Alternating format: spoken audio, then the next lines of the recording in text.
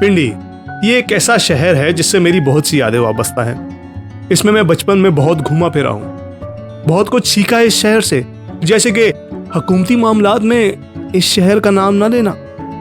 बहुत अच्छा शहर है। इस शहर में मैं अपने वालिद साहब के साथ काफ़ी घुमा फिरा हूँ।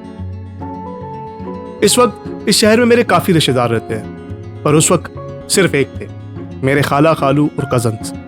भले लोग हैं। इस बार जब मैं पिंडी गया तो मैं और मेरे 2 कज़न्स एक हजाम की दुकान पे गए, जिसकी 1, 2, 3 सीट्स पर हम तीनों बराजमान हुए और अपनी अपनी हजामत कराने लगे कि इतने में मुझे एक फ्लैशबैक आया।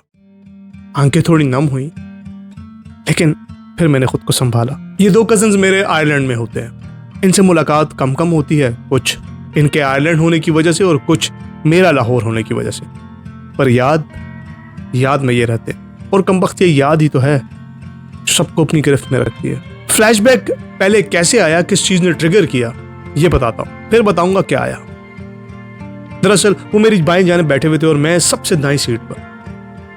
मैंने जब अपना सर घुमाया और उन दोनों को देखा और फिर अपनी जानिब देखा तो सामने शीशे में मुझे अपने सफ़ेद बाल नजर आए, अपनी दाढ़ी के सफ़ेद बाल। अब जो उनके बालों में भी नुमायां थे, वो चांदी उनके बालों में भी और दाढ़ी में भी अब नुमायां हो चुकी थी, और यहां मेरी दाढ़ी में भी। इन सफेद बालों ने वो दिन ट्रिगर किए, वो याद ट्रिगर की जब हम कुछ भी नहीं थे, जब हम बाल अपनी वालिदैन की मर्जी पे कटवाया करते थे, जब कोई फैशन सेंस नहीं था, जब कोई मर्जी नहीं। माशाल्लाह वो दोनों मुझसे बड़े हैं और उनके बाल भी काफी घने हैं। यहाँ तो दाढ़ी की सफेदी के साथ बालों की खेती भी उजड़ रही है। इन बालों की सफेदी ने जिंदगी की रंगीनी याद दिलाई और उनके साथ गुजरे हुए वो लम्हात जो मैं तमाम उम्र याद रखूं। इन दोनों कजन्स के वालिद साहब, जो कि मेरे खालू हैं, एयरफोर्स में थे। ये हमारे खानदान के सबसे फिट लोगों में से एक हैं। बहुत मेहनत की इन्होंने। एक जमाने में इनको एक क्वार्टर मिला हुआ था, जिसमें मैं जब भी पेशावर से जाता वहां इनके साथ रहता।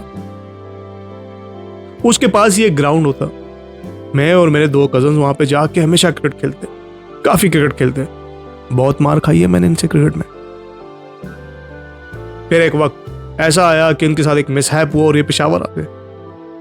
पेशावर में हमने क्रिकेट, पतंगबाजी और गपशप क्या कुछ नहीं किया। फिर एक टाइम ऐसा आया कि जब हम एक मोहल्ले में रहने लगे तो फिर तो कुछ ना कुछ लगा रहा। गपशप, वाकयात, जिंदगी चलती रही। पर उससे पहले एक और घर था हमारा, कि पेशावर गुलबर्ग में वाक़या। मैं एक दिन अपने वालिदैन के कमरे में सोया हुआ था बेड पर कि अचानक मुझे उठाया जाता है। मेरी नजर अपनी खाला पे और इस कजन पे एक पड़ती है, और फिर उन नीले दरवाजों पे जो उस घर के थे। शायद कोई वहां पे भी खड़ा था। और तीसरी नजर मेरी घड़ी पर शाम के 6 बज रहे थे या 6:05 थे। मुझे बताया जाता है कि मेरा कजन मुल्क छोड़कर जा रहा है। मेरा दिल डूब जाता है, मेरी सोच कहीं से कहीं चली जाती है और मेरे मुंह से सिर्फ ये अल्फाज निकलते हैं, इतनी जल्दी। वो इतनी जल्दी इसलिए कि अभी इसने सेकंड ही नहीं किया था। ये हम सब के लिए बहुत खुशाइन वक्त तो था, पर मेरे लिए थोड़ा सा अजीब था, क्योंकि मेरा कोई भाई नहीं है। तो शायद मुझे एक भाई के जाने का गम भी था और उसके जाने की खुशी भी। फिर 1-2 साल बाद दूसरा कजन भी, जो उससे बड़ा था, वो भी चला गया। पर तकलीफ वो पहले वाले की थी, क्योंकि मुझे लगता था कि अभी वक्त थोड़ा और भी है बचपने का, थोड़ी शरारतें और हो सकती थी, थोड़ी जिंदगी में और मजा लिया जा सकता। पर नहीं, जिंदगी, सोसाइटी, दुनिया और आपका सबसे बड़ा लम्हे फिक्री आपका लोअर मिडिल क्लास या मिडिल क्लास होना।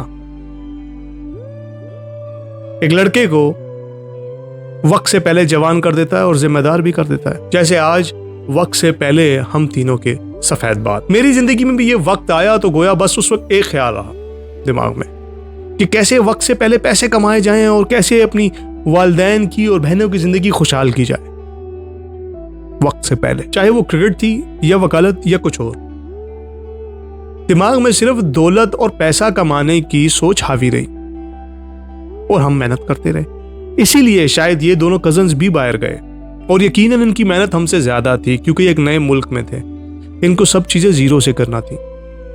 मैं आज शायद उनसे थोड़ा सा मुतासिर भी हूं और शायद उनके साथ अपनी कहानी जोड़ भी सकता हूं, क्योंकि जब मैं आया था मेरे लिए भी ये शहर नया था। बट जाहिर सी बात है उनकी मुश्किलात के साथ हम अपनी ज़िंदगी को नहीं जोड़ सकते। पर एक चीज़ पर आकर हम सबकी ज़िंदगी जुड़ जाती है, वो ये कि दौलत कमाने का जुनून हमसे हमारा बचपन ले गया। और अब रफ्ता रफ्ता मेरे एक यक के बाद दीगरे कज़न जाते रहे पढ़ाई के लिए बाहर, और पता ना चला हम अचानक यहाँ बड़े हो गए। यहाँ जीना मरना हमने किया, मैं और मुझसे छोटे। पता ही नहीं चला कब उन सब चीज़ों में आगे बढ़ गए जिन चीज़ों में शायद हमारे कज़न्स या हमारे बड़े थे। वो वहाँ पढ़ाई की दौलत, जिंदगी की दौलत और शायद मेहनत की दौलत से माला माल होते रहे, और हम ख़ानदान की दौलत, इस्लाहात की दौलत, अखलाकियात की दौलत,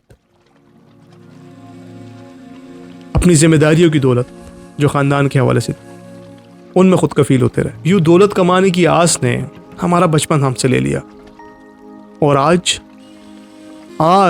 हम गपशप लगाते, बहुत सी बातें करते हैं, बचपना याद करते हैं, कभी कभार अंदर का बचपना बाहर भी आ रहा होता है। पर फिर पैसा कैसे बनाना है, किस तरह सस्टेन करना है, किस तरह नई स्कीमें सोचनी है, कैसे अगर वो नहीं रहा तो क्या होगा, इसका डर लगा रहता है। अब ये जालिम हमें जवान नहीं रहने देता। रिश्ते नाते सब इसकी नज़र हो जाते, रातों की नींद इसकी नज़र हो जाती है, और डर ज़्यादा बढ़ जाता है, घबराहट ज़्यादा बढ़ जाती है। अब अगर ये ना रहा, ये सोचकर परेशानी बढ़ जाती है। चाहते ना चाहते इन सोचों की वजह से हम सब कुछ भूल जाते हैं, और बस सिर्फ एक सवाल दिमाग पे हावी हो जाता है जो हमें फिर ज़िंदगी जीने नहीं देता। पैसा कैसे बनाना है, पैसा कैसे बना। अल्लाह हाफिज़।